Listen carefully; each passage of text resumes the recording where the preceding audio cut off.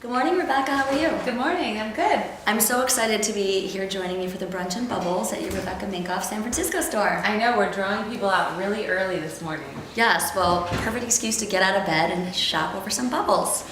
So I'm really excited to be here talking to you, and I just sort of wanted to give my viewers a little bit of background on your history of the brand. Yeah. So I guess starting with, what's your first memory of fashion and how did you decide to be a designer? My first memory of fashion was I was wearing my brother's clothing and my uncle liked how it looked and he's like, I think you're going to be in fashion. And I was probably 4. Okay, wow, so very young age. That's awesome.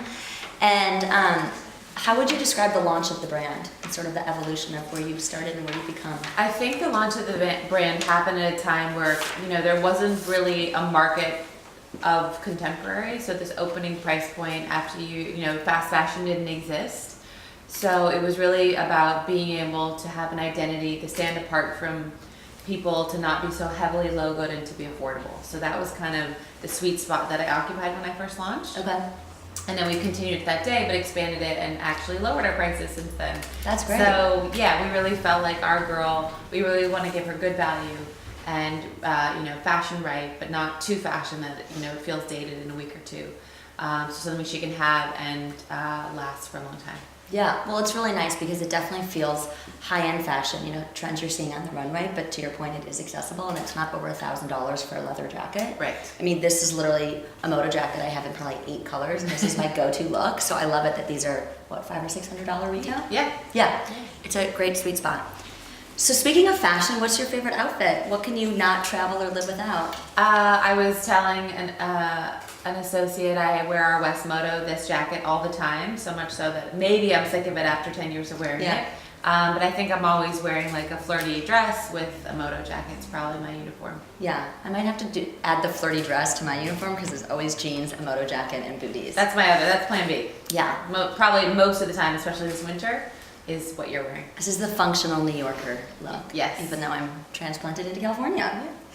So, as I might have told you when we first met, I used to work at Bloomingdale's in the buying office, so it's very close to my heart. And I wanted to ask what your first major account was. My first major account, and this was not planned, was Bloomingdale's. Yay! That's what I thought the answer was. Yes. And so I know it was always a big deal. I used to work in designer handbags, and I know that was the first category that you launched.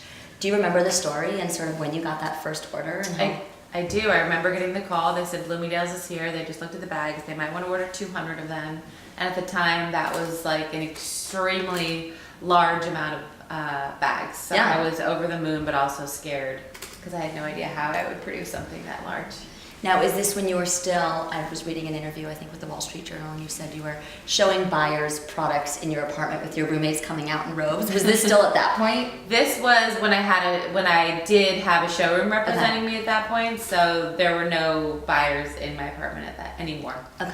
There was interns and there was paid staff walking, around, but not buyers. So were you living and assembling your bags in the garment district? Where was all that happening? So my apartment was in the East Village, but all the bag assembly always happened at a factory. So that part of things never entered in. Okay.